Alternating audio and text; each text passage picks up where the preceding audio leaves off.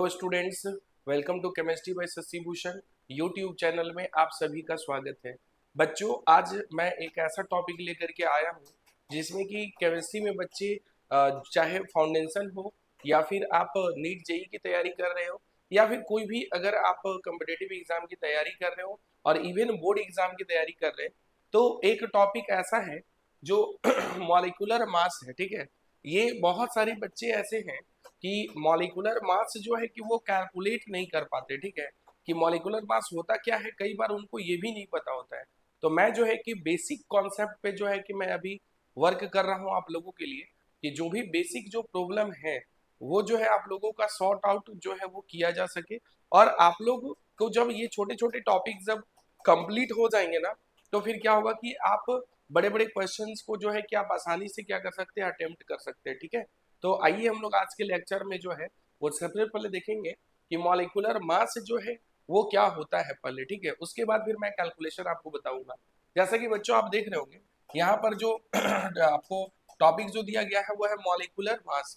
Molecular जो word है, basically आप पहले ये जानिए कि ये बना किससे है। तो आपको देख करके लग रहा होगा कि ये मॉलिक्यूल से बना है। ओके, एंड दूसरा क्या है, मास से है। तो सिंपल सी बात है कि जैसा कि आप जानते हैं कि हर एक ऑब्जेक्ट का जिस तरह से कुछ उसका वेट होता है अपना, वैसे ही जब कोई मॉलिक्यूल बनते हैं एटम एटम मिल करके, ठीक है, तो एटम का अपना क्या होता है, कोई भी एलिमेंट का अगर आप बात करते हैं तो उसका अपना क्या होता है कि एटॉमिक मास होता है। तो जब एटम और एटम जब जुड़ते हैं आपस में, ठीक है, तो दो भी हो सकते हैं या दो से वो ज्यादा भी हो सकते हैं। ठीक है, जस्ट लाइक अगर हम लोग बात करें यहाँ पर कि अगर एक जो है कि हाइड्रोजन एटम है और दूसरा भी जो है वो हाइड्रोजन एटम है, ओके, तो देन ये दोनों जब मिलेंगे तो ये फॉर्मेशन करेंगे किस चीज का, H2 का। तो H2 जो है वो क्या कहलाएगा यहाँ पर, इस केस में अगर आप इसको बोलेंगे तो ये क्या कहलाएगा, ये H2 मॉलिक्यूल कहलाएगा। लेकिन अगर आप इस हाइड्रोजन की बात करेंगे तो ये जो हाइड्रोजन है वो क्या कहलाएगा, एटम। ये भी हाइड्रोजन जो है वो क्या कहलाएगा, एटम कहलाएगा। ओके, मतलब कि जब एटम और एटम जब आपस में जब कंबाइंड होते हैं तो फॉर्मेशन किस चीज का होता है, मॉलिक्यूल का। और आप कम से कम जो है बच्चों, कि आपको मैं बता रहा हूं कि कम से कम एटलीस्ट जो है कि आप एटॉमिक नंबर जो है, एटॉमिक नंबर यानी जेड का जो वैल्यू है ना, आप 1 से लेकर के आप 30 तक जो है कि आप कोशिश कीजिए कि ये जो है आप याद कर लीजिए। ठीक है, 1 से लेकर के 30 तक जो है कि जितने भी एटॉमिक नंबर मतलब कि एलिमेंट जो है वो और उसका जो एटॉमिक जो मास है वो अगर आप याद रखेंगे तो क्या होगा कि आपको कैलकुलेशन करने में जो है कि कोई प्रॉब्लम नहीं होगा। ठीक है, और अगर आपको एटॉमिक मास ही याद नहीं होगा तो आप जो है कि मॉलिक्यूलर मास जो है वो कैलकुलेट नहीं कर पाएंगे। ठीक है, तो सबसे पहले जो है कि कुछ इंपॉर्टेंट जो है कि यहाँ पर आपको मैं एलिमेंट जो है कि मैं मेंशन कर दे रहा हूँ, जिसका कि आपको याद रहना जो है कि बहुत जरूरी है। ठीक है, एक साइड में एलिमेंट मेंशन कर रहा हूँ और दूसरे साइड जो है उसका एटॉमिक मास है बच्चों। ठीक है, तो इसमें जो ज्यादातर जो यूज होते हैं, और खास करके जब आप फिजिकल केमिस्ट्री अगर पढ़ते हैं तो फिजिकल केमिस्ट्री में जो है कि बहुत ज्यादा जो है कि आपको ये कॉन्सेप्ट जो है वो यूज होता है। ठीक है, तो हाइड्रोजन का जो है एटॉमिक मास कितना होता है बच्चों, 1 होता है। इसी तरीके से कार्बन का आप याद रखेंगे कि एटॉमिक नंबर जो है वो 6 है, लेकिन एटॉमिक जो मास है वो कितना है, 12 है। नेक्स्ट नाइट्रोजन का अगर देखेंगे तो नाइट्रोजन का कितना है, 14 है। ऐसे ही अगर आप ऑक्सीजन का देखेंगे तो इसका कितना है, 16 है। और इस तरीके से अगर आप नेक्स्ट अगर सल्फर का अगर आप देखेंगे तो सल्फर का कितना है, 32 है। तो ये ऐसे आपको मैं एलिमेंट का जो नाम जो मैं मेंशन किया हूँ, ये ऐसे एलिमेंट है जो आपको लगभग जो है कि हर एक क्वेश्चन में ये एलिमेंट्स जो है कि आपको देखने को मिल जाते हैं। ठीक है, तो अगर आपको इसका एटॉमिक मास जो है अगर याद रहेगा तो आपको कैलकुलेशन करने में क्या होगा, आसानी होगा। ठीक है, अब अगर हम लोग बात करें कि जो कैलकुलेशन करेंगे यहाँ पर, तो यूनिट जो है वो क्या लिखेंगे, मॉलिक्यूलर मास का जो यूनिट लिखेंगे बच्चों वो क्या लिखेंगे, यूनिट ऑफ मॉलिक्यूलर मास। तो ये भी पहले जान लीजिए, फिर मैं कैलकुलेशन जो है मैं सिखाऊंगा। इसका जो यूनिट लिखते हैं वो यू लिखते हैं। ठीक है, यू, ये आपको सिंबल में जो है कि जैसे आप नॉर्मल यू लिखते हैं वैसे ही आपको मेंशन करना है ये यू। और U को हम लोग यहाँ पर क्या बोलते हैं, एटॉमिक मास यूनिट के नाम से भी जानते हैं, ठीक है, इसको क्या बोलते हैं, एटॉमिक मास यूनिट बोलते हैं। और अगर हम लोग अब कैलकुलेशन की अगर बात करें, मान लीजिए कि क्वेश्चन जो है कि आपको दे दिया, सिंपल क्वेश्चन से मैं स्टार्ट कर रहा हूं कि calculate the molecular mass, calculate the molecular mass of H2O। Suppose कीजिए कि आपको H2O का यहाँ पर बोल दिया कि मॉलिक्यूलर मास जो है वो क्या होगा कैलकुलेट करने के लिए, ठीक है। तो कैलकुलेशन कैसे करेंगे बच्चों, तो सबसे पहले जो है आप देखिए यहाँ पर जो मॉलिक्यूल जो दिया हुआ है वो क्या है, H2O है, ठीक है। इसका आपको क्या निकालना है, मॉलिक्यूलर मास निकालना है। इसका क्या निकालना है, मॉलिक्यूलर मास। कैसे निकालेंगे, तो देखिए यहाँ पर ध्यान से, हाइड्रोजन देखिए बच्चों यहाँ पर कितना दिया हुआ है, हाइड्रोजन का अगर देखेंगे तो हाइड्रोजन के 2 एटम्स दिए हुए हैं, ठीक है, ध्यान से देखेंगे हाइड्रोजन के कितने एटम्स हैं, यहाँ पर 2 हैं। तो पहले जो है कि हाइड्रोजन के जो एटम्स है ना, उसको जो है कि आप पहले मेंशन कर दीजिए, यहाँ पर इसको लिख दीजिए यहाँ पर 2। और अभी मैं बता रहा था कि हाइड्रोजन का जो एटॉमिक जो मास है वो कितना है, 1 है। देखिए यहाँ पर मैं अभी जस्ट बताया हूँ कि हाइड्रोजन का जो एटॉमिक मास है वो कितना है, 1 है। तो यहाँ पर आप क्या करेंगे कि यहाँ पर इसके एटॉमिक मास से आप इसको क्या कीजिए, मल्टीप्लाई कर दीजिए, और इसी के साथ में u जो है आप कैलकुलेशन में लिख दीजिए 2 इंटू 1u, क्योंकि वो एटॉमिक मास जो है वो जनरली u के फॉर्मेट में जो है कि ये कैलकुलेशन जो है वो लिखा जाता है, ठीक है, जो आप एटॉमिक मास जो लिखते हैं। और दूसरा जो एटम अगर आप देखेंगे तो यहाँ पर कौन है, ऑक्सीजन। तो ऑक्सीजन के कितने एटम है, यहाँ पर 1 है। और ऑक्सीजन का भी अभी मैं एटॉमिक मास जो है, देखिए मैं यहाँ पर मेंशन किया हूँ, ये जो एटॉमिक मास है वो कितना है बच्चों, 16 है। तो 16u लिख देंगे। अगर आप इसको सॉल्व करते हैं तो ये कितना हो जाएगा, 2u प्लस ये हो जाएगा 16u। अगर आप इसको सॉल्व करेंगे तो ये कितना आ जाएगा, 18u। तो ये आपको मैं बेसिक से मैं इसलिए बता रहा हूँ कि पहले तो आप कैलकुलेशन जो है वो सीख जाइए, ठीक है, लेकिन आपको ये सब वैल्यू जो है वो डायरेक्ट याद रहे तो ज्यादा बेटर होगा। और प्रैक्टिस अगर आप न्यूमेरिकल अगर करते हैं तो वो आपको बनाते बनाते जो है वो डेली हैबिट में जो है वो आ जाएगा, और इसको याद रखने का भी जरूरत नहीं पड़ेगा, ये ऑटोमेटिक जो है कि आपको ये याद हो जाएगा, ठीक है। लेकिन फिर भी मैं बोल रहा हूँ कि दिमाग में ये डायरेक्ट रहे तो ज्यादा बढ़िया होगा, ताकि आप टाइम को जो है वो सेव कर सकते हैं आप एग्जाम में, जब आपके पास में, क्योंकि वहां पर क्वेश्चंस जो हैं वो ज्यादा होते हैं और टाइम जो है वो कम होता है, ठीक है। तो उसके अकॉर्डिंग जो है कि आपको टाइम मैनेज करना है। तो ये सब कैलकुलेशन जो है आप अपने से, अगर आप इसको फास्ट करना चाहते हैं तो आप इन सब वैल्यू को याद रखेंगे, ठीक है। तो आप जैसा कि देख रहे होंगे बच्चों, जिस तरीके से हम लोग अभी H2O मॉलिक्यूल के लिए जो है वो हम लोगों ने सीखा कि मॉलिक्यूलर जो मास है वो क्या होगा। नेक्स्ट हम लोग देखेंगे इसमें, मैं डिफरेंट टाइप का क्वेश्चन मैं लेता हूं इसमें। देखिए नेक्स्ट जो क्वेश्चन है, अगर आपको बोल दिया कि calculate the molecular mass, calculate the molecular mass of NH3। आपको अगर NH3 का बोल दिया मॉलिक्यूलर मास कैलकुलेट करने के लिए, कैसे कैलकुलेट करेंगे बच्चों, तो इसके सॉल्यूशन में फिर जो है कि आप यहाँ पर मेंशन करेंगे कि मॉलिक्यूल जो है वो क्या दिया हुआ है, NH3।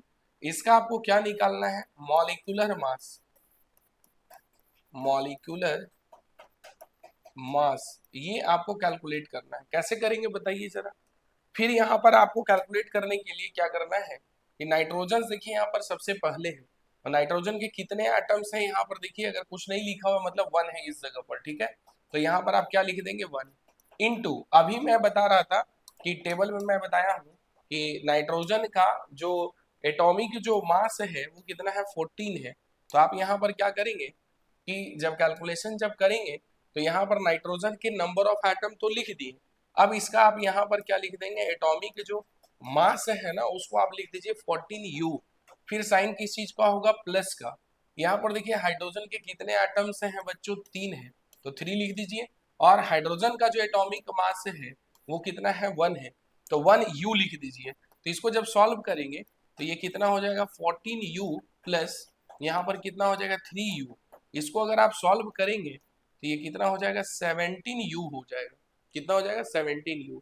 ये आप जो है कि ये भी जो है कि वैल्यू आप याद रखेंगे, क्योंकि अमोनिया भी जो है कि बहुत बार जो है ये यूज होता है आपके न्यूमेरिकल में। ठीक है, वैसे ही मैं जो वही क्वेश्चन मैं करवा रहा हूँ यहाँ पर, जो ज्यादातर जो है कि आपको न्यूमेरिकल्स में जो है वो देखने को मिलते हैं। ठीक है, नेक्स्ट हम लोग देखेंगे यहाँ पर कि calculate the molecular mass, calculate the molecular mass of, यहाँ पर जैसे मान लीजिए कि आपको C6H12O6 दे दिया। ठीक है, इसका आपको कैलकुलेट करना है। देखिए अब अभी तक जो हम लोग कर रहे थे उसमें दो ही एलिमेंट जो है वो देखने को मिल रहे थे, इसमें कितने एलिमेंट है? टोटल 3 है।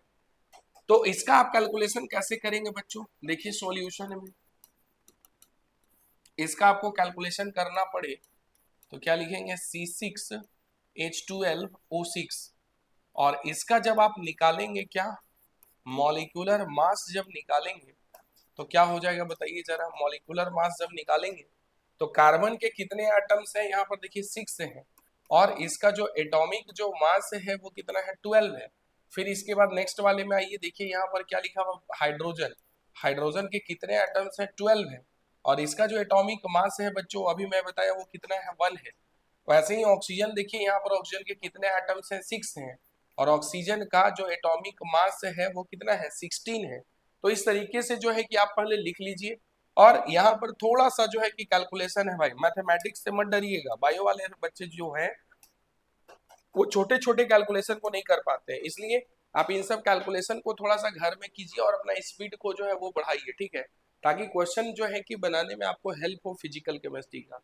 नेक्स्ट अगर इसको सॉल्व करेंगे तो 12 6 जा कितना हो जाएगा बोलिए? 72 हो जाएगा। u प्लस यहाँ पर देखिए 12 इंटू 1 है, ये कितना हो जाएगा? 12u प्लस इसको जब आप सॉल्व करेंगे तो ये कितना हो जाएगा? 96u हो जाएगा। कितना हो जाएगा? इसको मल्टीप्लाई कर दीजिए।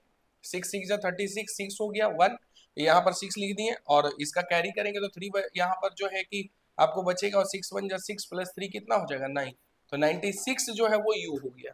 अब आप इसको ऐड कर दीजिए, सिंपल सा एडिशन है। 6 प्लस 2, यहाँ देखिए 6 प्लस 2 कितना हो गया? 8 प्लस 2 कितना हो गया? 10। 0 हो गया, 1 बचा कैरी में, तो 9 1 कितना हो गया? 10, और 1 कितना हो गया? 11, और 7 कितना हो गया? 18। तो यहाँ पर क्या हो जाएगा? 180u।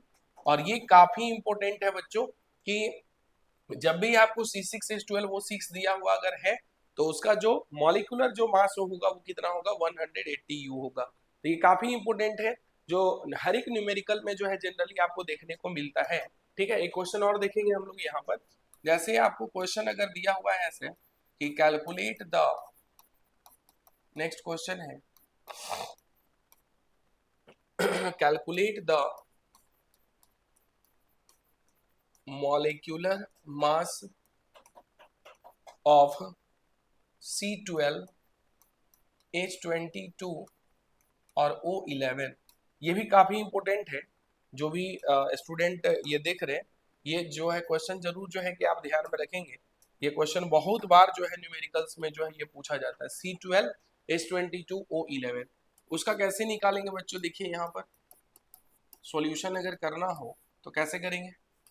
कार्बन 12 है, हाइड्रोजन के 22 एटम्स हैं, और ऑक्सीजन भी कितना है? 11 है।